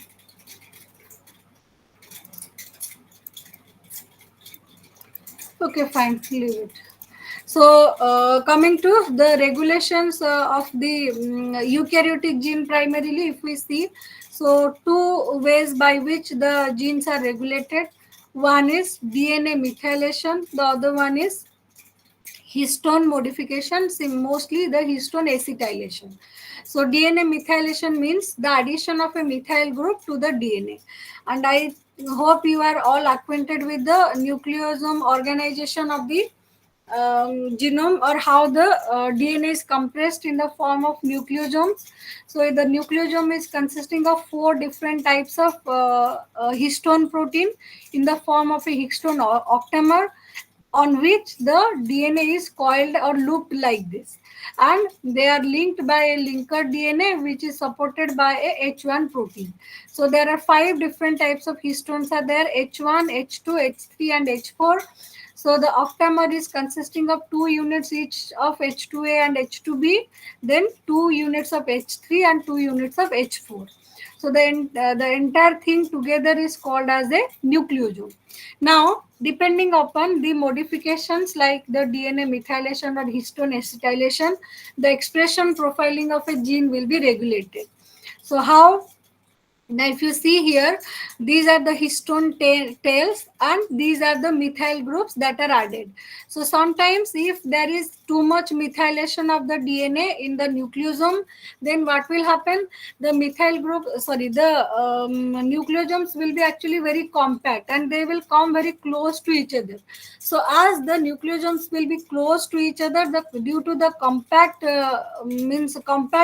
binding, the RNA polymerase cannot have access anywhere. So there will be no expression of the gene. But if the DNA, the histones are actually acetylated. So acetylated means one acetyl group will be added to the histone tail, primarily to the lysine and to the arginine residues. So the lysine and arginine residue, they are actually the positive amino acids, and addition of the acetyl group actually creates a repulsion between the nucleosomes. So they will be far away from each other. So as the DNA is accessible, the RNA polymerase can be easily loaded and the gene can be transcribed into mRNA. So that is how they will be either increasing or decreasing the expression profiling of a gene. If too much methylation is there, the DNA methylation actually suppresses the gene expression, and the histone acetylation increases the DNA expression, sorry, or the gene expression.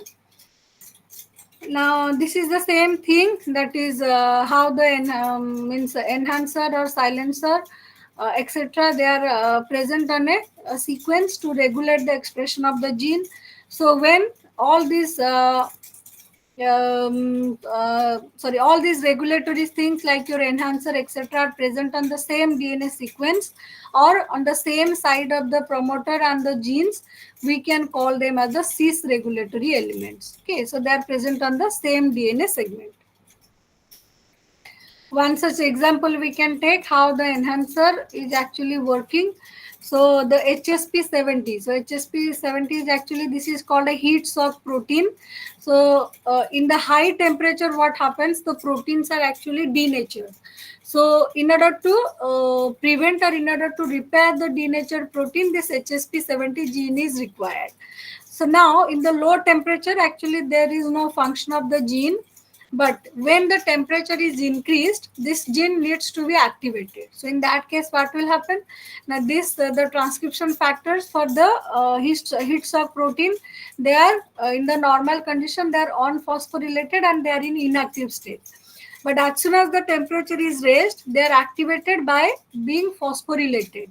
And the phosphorylated transcription factors will go and will bind to the enhancers. and the enhancers will promote the binding of the RNA polymerase, and the heat shock protein will be synthesized. Now the heat shock protein genes will go and repair the damaged proteins in high temperature. Then comes the alternative splicing. What is happening? Why this kind of...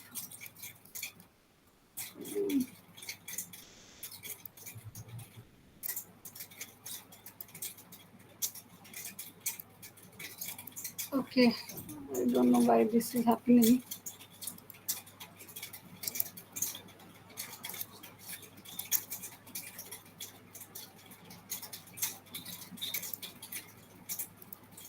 Yes, this is fine now. Okay.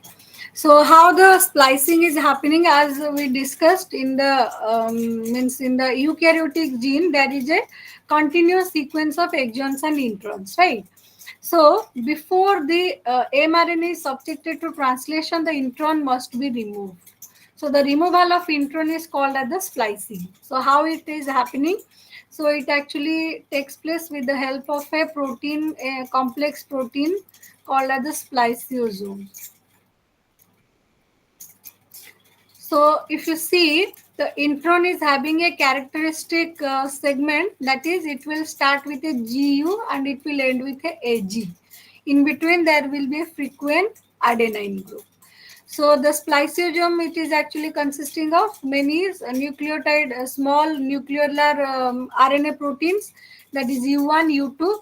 So in the beginning, the U1 and U2 will be loaded to GU and to the A side. So U1 is loaded at the GU side and U2 is loaded at the adenine side.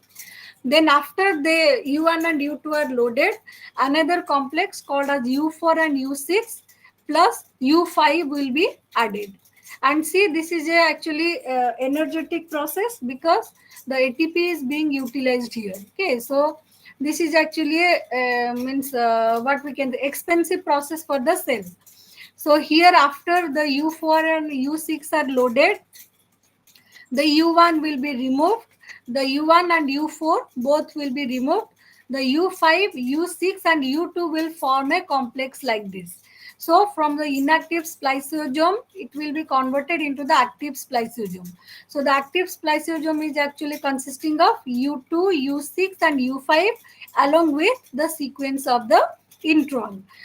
So there is formation of the lariat. So lariat means, I think everyone have seen how the cows are tied with the rope, right? Everyone must have seen. So that is a very specific structure like this. So this structure is called as a lariat. Okay, so here if you look carefully, such kind of a structure is being formed. So after this active spliceosome is formed and the lariat is formed, there will be chemical reactions will be there, like the OH group will be acting as a nucleophile, it will be attacking the adenine and so on, and the entire structure will be removed along with the intron, leaving the exon side by side. So the exons will be joined with a continuous coding sequence. So that is how the introns are removed by the splicing.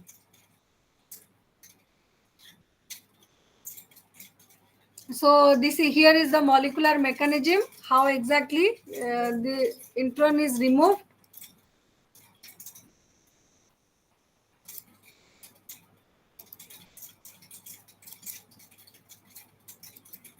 Okay, so this is the removal of a group 1 intron. Actually, the intron are again divided into two groups. One is the group 1 intron, the second one is the group 2 intron. So in the group 1 intron, no lariat structure is formed. So here if you see, this is the U, okay, the uracil is present towards the end of the exon. So this is the 5' end and this is the 3' end. Okay, and this is the intron, this is the guanine that is present in the intron. So this is the 3' exon and this is the 5' end of the exon. So this is the 3' end, this is the 5' end. Now the 3' OH of the guanosine, okay, the 3' end of the guanosine will act as a nucleophile attacking the phosphate at the 5' splice site. So this 3' site of the guanosine will be attacking the 5' site of the adenine. Okay, So for the phosphate of the 5 prime of the adenine. So now this again, so after this is removed, the you will have a exposed OH group. Okay, so now this 3 prime OH of the exon 5 prime exon becomes a nucleophile completing the reaction. So again it will attack this phosphate which is present here in the 3 prime exon. Now, finally, this entire structure, this guanine along with the other guanine will be removed and these two exons will be joined, and here there are two uracils residues that are present. Okay, so this is how the splicing will occur in the group 1 intron. Similarly, what will happen in the group 2 intron? And the group 2 intron, actually there will be formation of the lariat structure. Okay, so here the nucleophile center is actually inside the intron. Here it was not inside the intron, here it was in the exon part. But in the group 2, the nucleophile site is actually within the intron. So here it is having a adenine group. The OH of the adenine, the 3' OH of the specific adenosine is in the intron, act as a nucleophile. So it will attack the phosphate group of the 5' exon. Then after the 5' exon is removed, this will expose another OH group. Now this OH group will be acting on this phosphate of the uracil. Okay, now there will be formation of this lariat structure. So along with the lariat, the entire intron will be removed. So this is how the lariat structure will be formed in the group 2 intron, and the intron will be spliced or removed from the exon part. Now, you must be thinking, what is the utility of this alternative splicing? So the alternative splicing is highly essential for formation of different variations of the protein or different variants of the protein. Like, for example, if you observe here in Drosophila or in the fruit fly, when the splicing is done like this, means exon 3 and 5 are joined together. This will lead to expression of the male specific protein and the fly will develop as a male fly. But if the splicing will be like this, where the exon 3 and 4 are joined and the exon 5 is eliminated. So this will lead to development of the female specific fly. Okay, so that means the fly will develop into a female. So when 3 and 5 exon are coding the polypeptide, it will develop into a male. When the exon 3 and 4 will code the polypeptide chain, it will develop as a female. So the variants of the same protein are produced. Now coming to the RNA interference. So RNA interference is another way of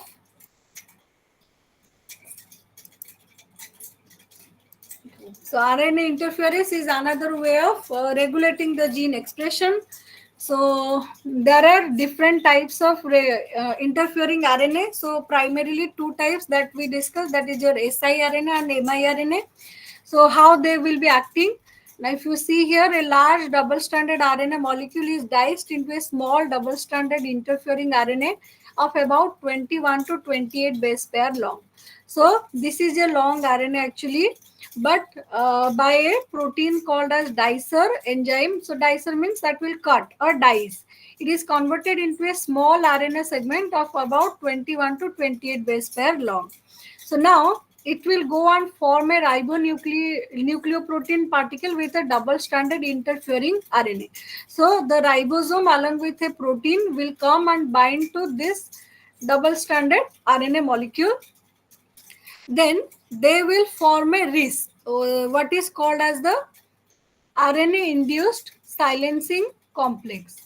Okay, so they together they are forming a RNA-induced silencing complex or RIS. Now the RISC will actually go and find the mRNAs. So the mRNA, it might have a complementary base pair with that of the long mRNA. So if the mRNA will be present or will be containing exactly the same complementary base pairing, then it will be cleaved. And since the mRNA will be caught and will be degraded, no protein synthesis will occur. But if the exactly the same exactly the complementary pairing is not found, this mRNA, this interfering RNA will form a loop like structure like this. So even though this loop like structure is formed, the RNA cannot be further transcribed or cannot be translated. So somehow again the protein expression will be blocked. So in this way, some RNAs can interfere with the expression of the gene, and this is called as gene regulation by interfering RNA or RNA interference. So as we discussed, two types of interfering RNAs are there. One is the siRNA, the other one is the miRNA. So here you can focus. If the RNA is exactly complementary to the present messenger RNA, this is an example of a silencing RNA. It can simply go and cleave the mRNA, so no more protein can be synthesized. And if the sequence of this small interfering RNA is not exactly complementary to the messenger RNA, then it will go and form a loop-like structure, and somehow it will prevent the expression of the gene, and that is actually a microRNA. Okay, so microRNA, and this is a silencing RNA. The mechanism is slightly different to each other. Then coming to the expression of the gene. So there are various ways by which the genes can be regulated, like either they can be induced or they can be repressed in a positive control mechanism, or they can be induced or they can be repressed by a negative control mechanism. So how the inducible system is working? Now, in the inducible system, the molecule will be promoting the expression. Okay, so here the gene is in the turned off condition. The molecular signal, when it will bind with the activator, together they will activate the RNA polymerase, and the gene will be on, switched on. So since it is inducing or increasing the expression, this is called as the inducible system. Now in repressible system, what will happen? Now the gene is actually in the on condition, but the molecular signal will come and it will remove the activator so that the gene is switched off. So as it is repressing the expression of the gene, or it is turning off the gene expression, we call it as a repressible system. Now, in the negative control, what will happen? The molecular signal, it is actually working. So here, it is actually working on the activator. In the positive control, the signal is working on the activator. But in the negative control, the signal will be working on the repressor. Okay. So in the inducible case, actually the gene is switched off because of the binding of the repressor to the promoter or to the operator. The molecular signal will come and it will remove the repressor so that the gene can be turned on.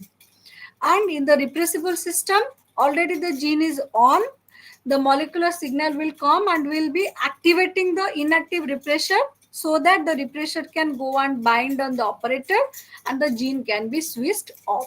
Okay, so these are the four ways by which the transcription regulation will occur in the gene expression. So let's take the example of two operons, that is the tryptophan operon and the lac operon. I guess you have already studied about this earlier also, the lac operon. So in the lac operon, these are the parts of the operon system. This is the activator binding site. This is the promoter region. This is the operator region. Okay. And these are the structural genes. So how exactly this occurs? So this is the mechanism of the lac operon. So how exactly the lac operon occurs? Now, this is actually the lac operon is actually a negative control inducible operon. Okay, because as you can see, the repressor is bound to the operator region. The molecular signal will come, that is the allolactose. It will come and bind with the repressor, and the repressor will be removed and the gene will be switched on. So similarly here, in the lac operon, this is bound to the repressor is bound to the operator region, and the RNA polymerase cannot proceed further. So there is no transcription of the gene. Now, once lactose is present in the medium, the lactose is actually converted into a substance called as the allolactose in presence of beta galactosidase. The allolactose will go on bind with the repressor. So once the allolactose binds to the repressor will be removed, and once the repressor is removed, the RNA polymerase can move. So as the RNA polymerase can move, it will start to transcribe the mRNA. So the mRNA copy number will increase, and the other genes will be also transcribed, and the gene is turned on. Now, sometimes there is a inhibitor of the lac operon is also present there. So whenever there is no requirement of the further transcription of the lac gene, so in that case, what will happen? The inhibitor will form a repressor. Okay, sorry, it will form a repressor. Yes, it will form a repressor. The repressor will go and it will bind the operators 1 and 3 like this. So once the operator is bound like this, forming a loop kind of structure, the gene will be turned off. So repression of the transcription in lac operon by binding of the repressor molecule that is encoded by the lac-I. So only when the lactose is present, then only the allolactose can come and bind to the repressor.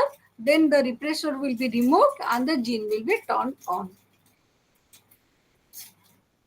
Now there is another interesting thing called as the catabolite repression. So in catabolite repression, what happens? Now when in a cell, if the glucose is low, the cyclic AMP is high, the lactose is present, then the lac operon is switched on. Like how whatever mechanism we saw earlier, the same thing will be happening and the expression of the lac gene will be increased. But if a media contains high amount of glucose and the cyclic AMP amount is low, although the lactose is present, the lac gene will not be expressed. Okay, so there is a decrease in the expression of the lactose gene. So why? Now because the glucose is a much preferable source of nutrition in comparison to the lactose.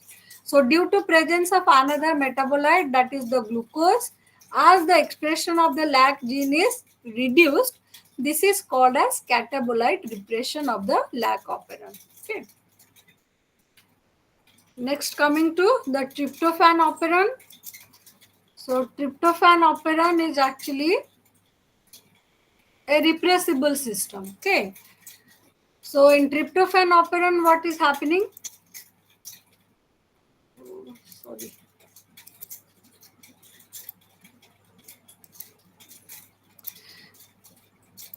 Okay. So in tryptophan operon, this is the sequence of the operon.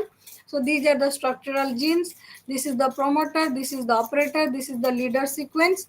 So now in the tryptophan operon, this leader sequence can also control the expression level of the gene. So that is what is called as attenuation. Okay, so it can actually decrease the expression of the gene.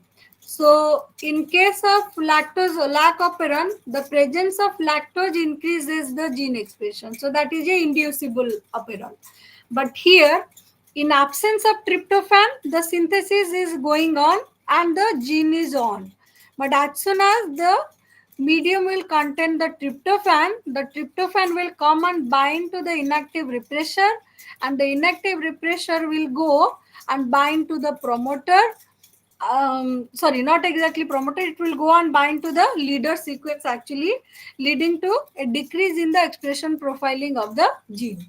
So how exactly it happens? Like this. Okay. So in case of your tryptophan operon, as you can observe here, when the tryptophan is not present, the gene is switched on like this. Okay, but as soon as there is tryptophan in the medium, the tryptophan will come and bind to the inactive repressor. Then the repressor will be active, and the active repressor will go and bind to the operator region, and the gene expression is actually turned off. Okay, so somehow the leader sequence also plays a role in changing the expression of the gene. So how it is happening, we will see. So this is the sequence of the leader peptide. Okay, whatever leader peptide is mentioned here, this sequence, leader sequence is this one. Okay.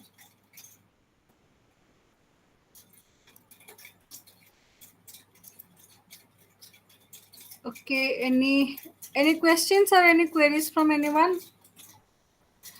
Just let me finish. This is the last slide actually. After that, you can put your questions. So this is the leader sequence. Okay. So in the leader sequence, you can observe there are 4 segments are there. Segment 1, segment 2, segment 3, segment 4. Okay. So this is the site of transcription attenuation. That is the 139 to 126. This is the site of transcription attenuation. This is the end of the leader peptide. Okay. Then if you observe, whenever tryptophan is present, so when tryptophan levels are high or that is present, the ribosome quickly translates this segment 1, okay, this segment 1 and the segment 2. But after the segment 2 is translated, you can see this the 3 and 4, they will form a loop like structure like this. So this loop like structure is actually a signal to stop the further transcription. So that is why when the tryptophan levels are high, due to presence of the loop like structure between the segment 3 and 4, this kind of a termination part or this kind of a attenuator will be produced so that the RNA polymerase cannot move any further. So if the RNA polymerase cannot move any further, there will be no synthesis of protein. Now, when the tryptophan concentration is very low, so in that case, what will happen? Now, in that case, there is incomplete synthesis of the leader peptide, and that is why the RNA polymerase can move. And in this case, the 2 and 3 will form a loop-like structure, but the 2 and 3 cannot actually inhibit the translation of the RNA polymerase.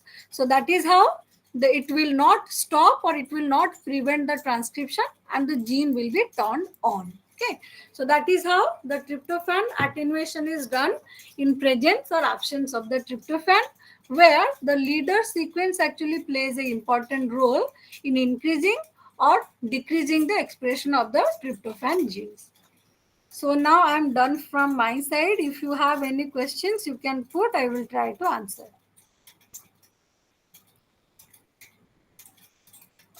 Okay, Puspalata, can you ask your question again?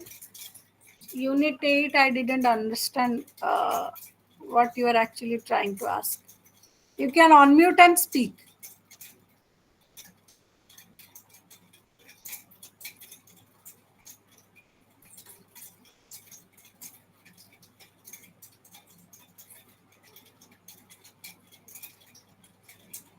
Okay, actually yesterday also I had shared the PPT with means the IGNO officials, and I requested them to share it with you all. I don't know if they have done this or not.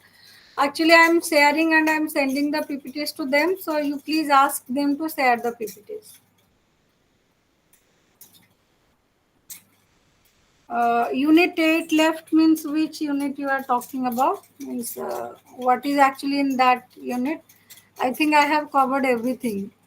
One had mutation, one had repair, other one had the organization, then the last one was the expression. So I think I have covered all 4.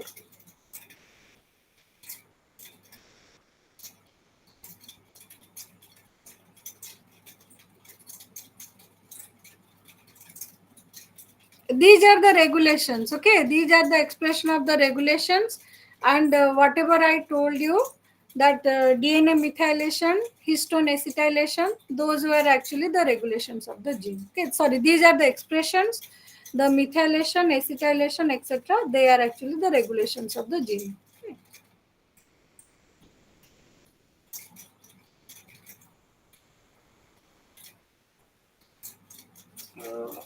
Okay, let me ask them, and if they permit, I will share the PPTs. Okay. Let confirm from them that if it is allowed or not. If they have no objections, then I will be sharing those PPTs. Okay, any other question from anyone?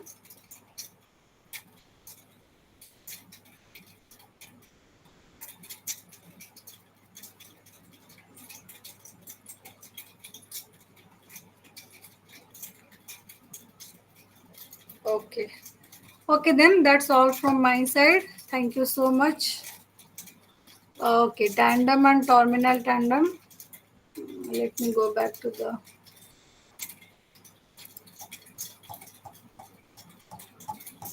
Okay.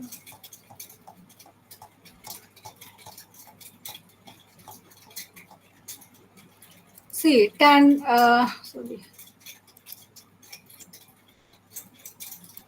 See, tandem means simple repetition. Okay, so here you can see the B and C segments are repeated and they are present in the same orientation. Like whatever is the PPT of the,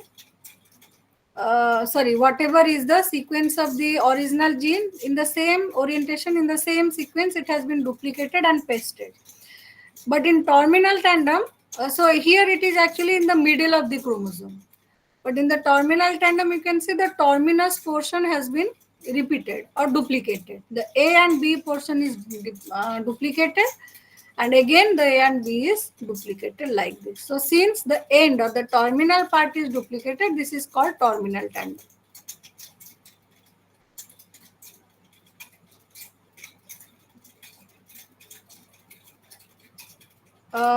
Actually, I don't have much idea regarding the question pattern and all. So you better clarify it with the IGNO officials. Okay, I don't have any idea what will be the pattern of the questions or assignments. I have no idea.